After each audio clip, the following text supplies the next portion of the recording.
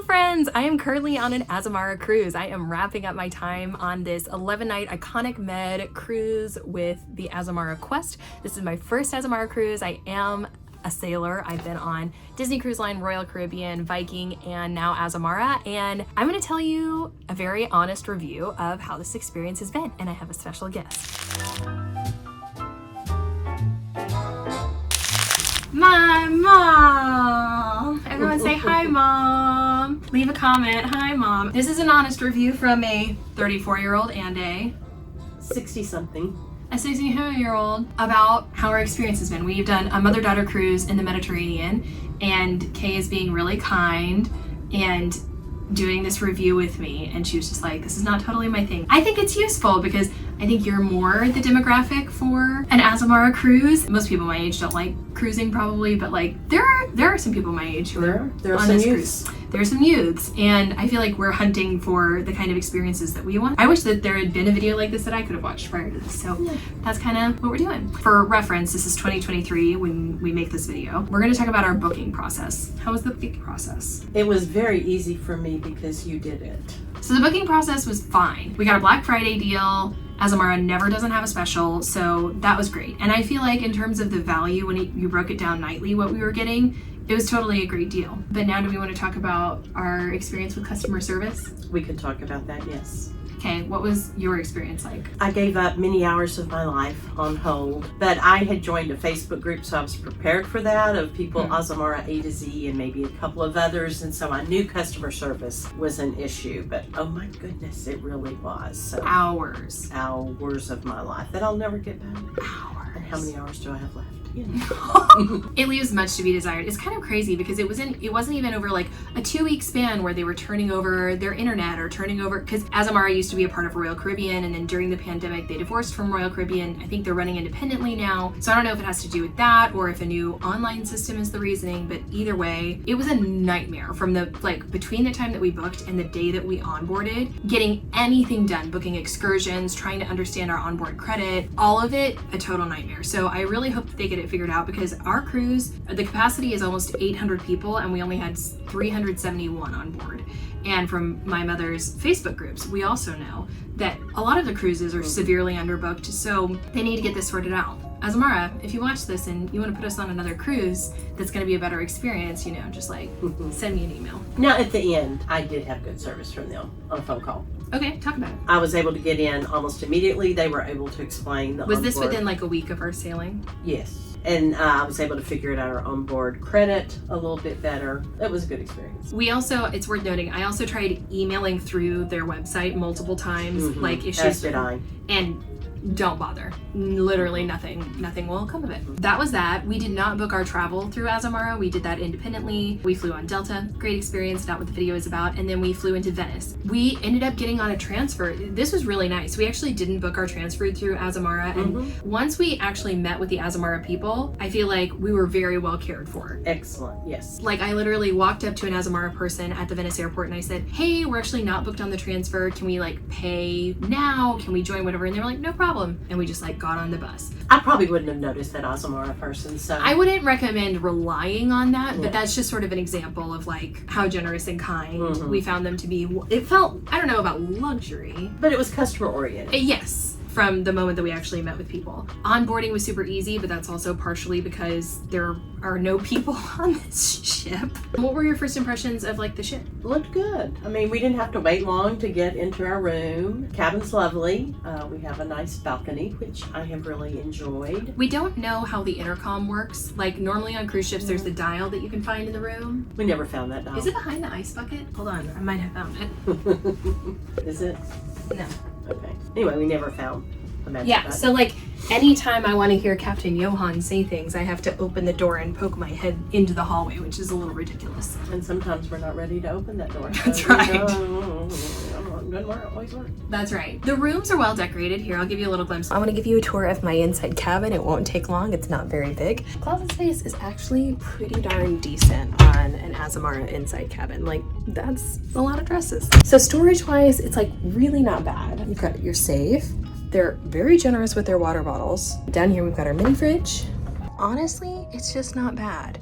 you know, it feels like a cozy little hotel room. This is my stuff that's all over everywhere, my recording equipment because I'm a voice actor and I had to work on this cruise. Lovely handy little hooks in different corners of the room, a nice full-size mirror. Hi.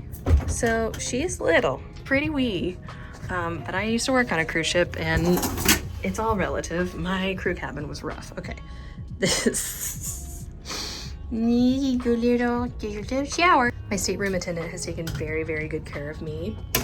She has been wonderful, especially dealing with this situation over here. There's not really a separate living space, obviously. This is all just like right here together. But you know what? It's really just not bad, especially for one person. I mean, there's nothing fancy, I would say. Yeah. It's serviceable.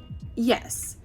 But it's not like super, super luxurious, but it's like lovely. It's Yes. totally fine. And then we're in Istanbul today, so there is our little balcony view. They'll divide up the beds for you so that you can have little twin beds if you're in a little mother-daughter situation or friend sailing or whatever. For extenuating circumstances reasons, I ended up in an inside cabin, and my inside cabin is teensy and serviceable, and that's what I have to say about that. Don't book next to the laundry room because you will hear the clickety-clack of the laundry machines going at all hours, and that's pretty annoying. There's beautiful areas on board that we honestly didn't explore that much. I did go to the gym several times, and it's tiny but adorable and was perfectly sufficient. It's very nice. But it had great sitting areas inside and out. Not in the gym, on the ship. Oh, yes. And wonderful views. Food. I thought the food was excellent. Exceptional. Much better than Royal Caribbean, much better than Disney, and better than Viking. It's the best food I've ever had on a cruise ship. I thought it was comparable to Viking. I don't remember my meals from Viking, and I remember my meals on this ship. Like, I actually look forward to going to dinner. Agreed. When we first got on board, we went to Windows, which is like the buffet area, and I'll insert a clip here of it. It's fine, but I was like, oh no, this like smells a little bit like a retirement home, and like sometimes I feel that way about cruise ships because it just feels like, you know what I mean? It feels like the cafeteria and everyone's living, and I don't know, it just like is kind of. We were also jet lagged. That's true. And it was overcast, so we just like, you know, didn't have the sunny vibes yet. Windows like just looked and tasted like a cruise ship buffet, and I was like, what have I done? But then we got dinner in Discoveries, which is like the main dining room. I will say, because it's a smaller ship, you don't have a ton of choice. We are not in like a plus or fancy or club cabin. Those cabins get the specialty restaurants, which on this ship are Aquilina and Prime Sea included. We can make reservations for $35, which we did, which we'll talk about in a second. On Prime Sea, we didn't go to Aquilina. But I found that Discovery's restaurant was exceptional, like delicious. I was happy there. We did get bullied a little bit for not finishing our food a couple of times, but I don't know what's to be done. They're giant portions, and there's a lot of food on a cruise ship. Oh, they weren't giant portions, but there's so much of it coming. There's like True. course after there course are many after courses, course. yes. You know, and like if I'm usually eating like a sandwich and suddenly you've given me like yes. a starter and a salad and your main course and dinner, like Right. dessert, like it's a lot of food. That said, it's really tasty. And I'm kind of a food snob, so like I do feel like we were able to save like a good bit of money. On Disney, I always wanted to eat out off of the ship, even when my guests were sailing, because like the food on board is just like fine. Here, like I was like, no, I'm good. We can eat on board, like, and we really did most of the time. We ate off the ship very little, Just a couple of times, really. to get some local flavor, you know. And for convenience. Prime Sea was the specialty restaurant we ate at. Did you like it? I did. That was a lot of fun. It's delicious. The views are fabulous. That feels like a luxury experience. They like called us both by name the entire time. All of the service Multiple staff did. times. And it's so much food, but like delicious. There's courses in between courses that they don't tell you about. Like, True. yeah. And we're not just talking about bread. It's like literally when we were waiting for dessert, they were like, and here are your mini desserts before your actual dessert. Gotta love a good pre-dessert. You know? So that was great. Something that I have appreciated in terms of food and beverage on board. Soft drinks are included, wine is included, basic drinks are included, but I'm sober. And whereas on Viking, I really felt a lot of weird pressure on board to drink. They were always like, oh, live it up, it's your vacation. Like every single service staff member was constantly kind of pushing booze on me, which as a newly sober person felt horrible. And on this ship, not only have I not experienced that, but there's non-alcoholic beer, non-alcoholic cocktails. I've had pina coladas and my non-alcoholic beer and ginger ale, and no one is ever weird about it. So I found that to be lovely. And Kay likes her iced tea. Right. So that's been great. I love Mosaic Cafe. Shout out to the fabulous baristas at Mosaic. That's where you get your coffee, your little bites. If you go on a Disney ship, that's your Cove Cafe moment. But here in a royal ship, they've got Starbucks. Mosaic is your spot. They are so kind. They know my name and my order, food and drink. And I would just like toot on down to level 5 and get my coffee and food for breakfast every morning. Kay did more breakfasts in Discoveries. How were those? Those were excellent. Made to order omelets, really anything you wanted. Avocado toast. Avocado toast, yes, I had that one morning. It was excellent. Wide variety, quick service. If you were going on an excursion, you didn't have to wait. Never a big crowd. The patio grill, this is going back to food, that's like a fun spot that I recommend. We had a lot of our lunches there. We did. A lot of yogurt. I was anti windows because it gave me the cafeteria vibes that I didn't want. But patio was really nice. It's an area just outside of windows, a little bit more like, it's not a buffet, which is nice. Entertainment.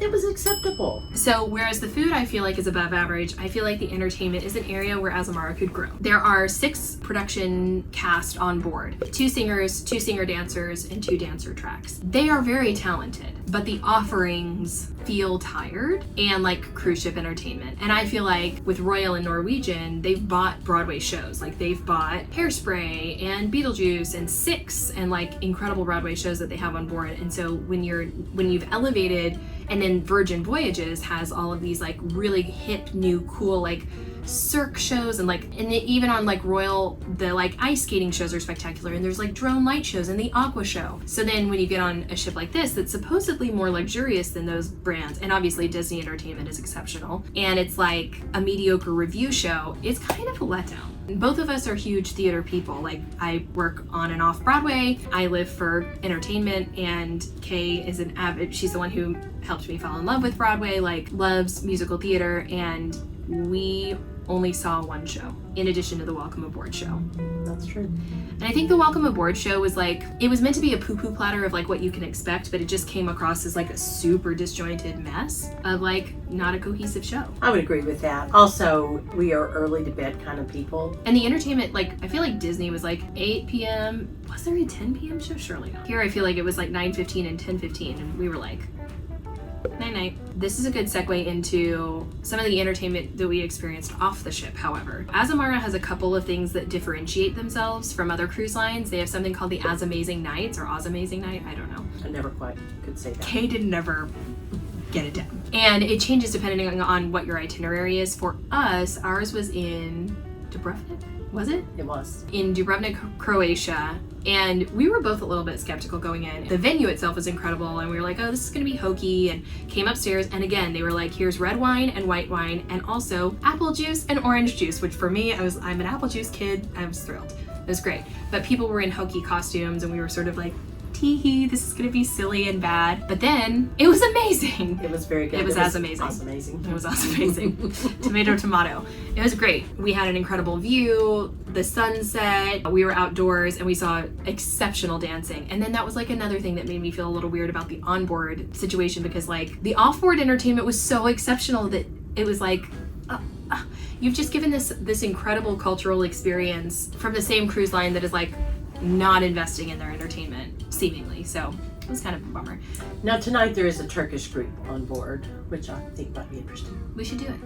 We should go. The other differentiator is the White Night Party, which feels like some trendy thing that you shouldn't care about, but it's like, actually, it was shockingly fun. It was another thing that both of us were sort of like, we don't want to do this. But like, what was your experience of White Night? It was very fun and very festive, and Joan danced. yes. We befriended an 88-year-old. Yes, and she was a delight, and first song came on, she said, I'm gonna go dance, and she did. The party band on board is great. Yes, and They're so very everybody seemed to be having a great time, and I just thoroughly enjoyed it. Food was good. Yeah, the food was great. We were very lucky with both of the special events that we had excellent weather for both. Yeah. And that, of course, added to the experience. Yesterday we were in Kuşadası, Turkey, so we went into Ephesus, and we saw another venue that they use for Azamazing Nights. It's really incredible. They're very into like cultural immersion. I feel like that sort of like also sort of segues us into talking about the kind of people that Azamara tends to have on board. Viking was not my vibe. For a 34-year-old, I do not recommend it at all. It was not a good experience. They were my people. What can I say? We were on a river cruise too. The ocean cruises might be a little bit, maybe more active and exciting. Although from what I understand, they don't really invest in their entertainment either. And I just think that's such a missed opportunity. But there's not a ton of diversity, but there is broader age diversity, slightly better racial diversity. I haven't figured out how to articulate this yet, but whereas on Viking, it felt like the cultural immersion was missing for me from Viking. It was like, you get to go to these incredible places, but it's like through a very like sort of American white lens is the way it felt, even though I guess they're maybe a Norwegian, Scandinavian company. It felt very homogenous, and it didn't feel like cultural immersion to me.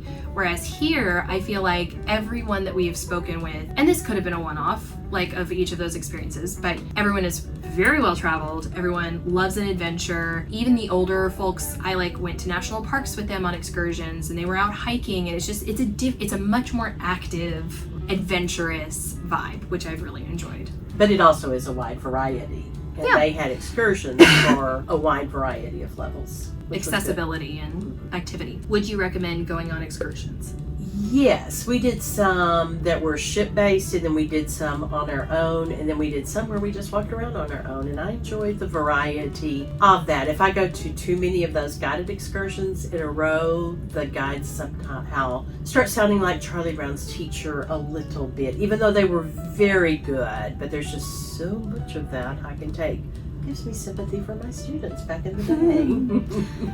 Yeah, a little tour goes a long way for the two of us. In some ports, we opted for the tours. Some ports we didn't, just like she said. So for like Dubrovnik, I was like, oh my gosh, in Istanbul, like these are cities. So I was like, we don't need to book a tour. Like we're gonna explore. In Dubrovnik, we off Azamara booked a Game of Thrones Old City tour that was fabulous. I loved it. Kay doesn't even watch Game of Thrones. Not one episode. But did you enjoy it? I did. It was great. The Ephesus tour in that is a port. So like Kushadazi was a port where you have to book a tour to get into Ephesus. It's like 30-40 minutes away. It is cheaper to book a tour than to book a taxi there. So like just sort of do your research in advance in terms of like how accessible it is on its own. Corfu, we rented a car and we just sort of like explored all over the island. We went to the donkey rescue because donkeys are very poorly treated in some Greek countries.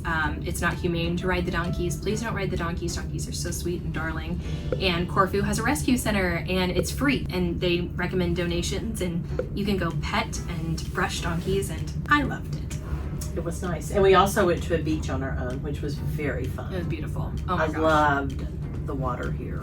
Oh, yeah. I mean, I love a good she's from Texas beaches, so it was amazing. We did not do the same thing every day. Katharine, for example, when we were in Santorini, I took the cable car up and she took the stairs. And then when we got to the top, she hiked over from Fira to Oya. Yes, Fira to Oya. I took the local bus for 1.6 euros, which I thought was quite the bargain. Public transport in all of these stops has been totally solid. Yes, and then she rode back with me. And there were other times, like one day you went to the National Forest that we thought was going to be a more strenuous hike than it was. And so I just wandered around Zadar, Croatia. I had a lovely time. It felt very safe, just wandering around on my own and looking. I wanted to find the sea organ, and so I thought that might be difficult to find, but yet walked off the ship and heard the organ play. It was right there. I enjoyed doing my own thing part of the time, or going on, I guess it was in Montenegro. I did the medieval tour on my own, and I did that tour on my own. And so it was nice that there were varying levels for what we wanted to do. I'm just going to say, in case you're wondering, I did not have COVID on this boat. I did not get COVID from this boat. I in fact tested 4 times, negative every time. So I just have like a cold that I've been fighting. Probably scared some people. I didn't expect there to be so much hiking available in the Mediterranean, but there is. And if you are a human who enjoys that, I highly recommend it. Also, we really enjoyed going on excursions, both together and on our own. Like the people on the ship have just been so kind, and we've made friends. We got to know people every single time. So it's really nice going out on your own as well. And really, when you go out on your own, you meet more people. That's what I'm saying, yeah. And let's just face it, an 11-day mother-daughter cruise, that's a long time. I thought it flew by. I'm not sure she always thought that. it ended up being great. Our stateroom attendants, they're incredible. Staff on board, like, could not have been kinder. Impeccable. Yeah, that is definitely the highlight. That is exceptional. That's above average. We love that there's free laundry on board. That's great. Internet. Remote working on this ship is really hard. I don't ever take time off work entirely, except sometimes on a Saturday. This ship sucked for internet. It was so rough. Not for lack of effort. Oh my gosh. I did the basic internet package. It was like $220. So I was like, this had better be at least halfway decent. Y'all, I literally have a screen recorded video that I won't bore you with. It's 3 minutes of me trying to load a single page on google.com, which should be sounds thrilling. Fastest thing to load. Well, I was doing it because I went to guest relations. I was like, can I get a refund? $220 for our 11-night cruise, and I couldn't get a single page on Google to load. It was a nightmare. They don't nickel and dime you, but I do think that they're like, we are not making any money on this cruise because no one is on board. So like we got lots of specials yes, arriving with our like daily itineraries of like massage specials, which I actually heard the massages were great. We did not visit the spa, and usually I'm sort of like, it's probably not going to be that good on a ship, but from what we understand, it's actually supposed to be awesome on Azamara. I remember getting a special offer like 3 days in for even faster Wi-Fi, and I was like, this is a scam. I finally purchased it 5 days ago, and it is like $50 more. Yes, and oh my gosh, so worth it. It's still not like super fast, but I am able to load google.com, so that's exciting. So anyway, if you're, a digital nomad or remote working, good luck on Azamara. Tendering is just like another thing to like be aware of. The thing that's amazing about being on a ship that only has 700 person, 800 person capacity, and especially if there are only like 400 of us on board, is we were tracking with the Norwegian Gem, which is a ship that has like 4,000 guests, I think, or several thousand guests. We were tracking with them throughout the Mediterranean. We would walk past their lines in port to get a tender boat, and it was a nightmare. Like in the blazing hot sun, in no shade, just like, and we would just like zip on through to our Azamara tender. It was easy. Immediately, and they ran nonstop the entire time. Every service was great. I mean, that's incredible. So that was great. They need to add bathrooms by the Cabaret Lounge. If they ever renovate again, they should do that. Those bathrooms aren't renovated anyway, but they have single bathrooms outside of the entertainment venue, which doubles as where everyone leaves from Excursions. True. It's a nightmare in the morning if someone is having an exciting moment in there. I mean, you just need to quickly pee, and then you might have to hold your pee for 2 hours in Ephesus, Turkey. Not that happened yesterday.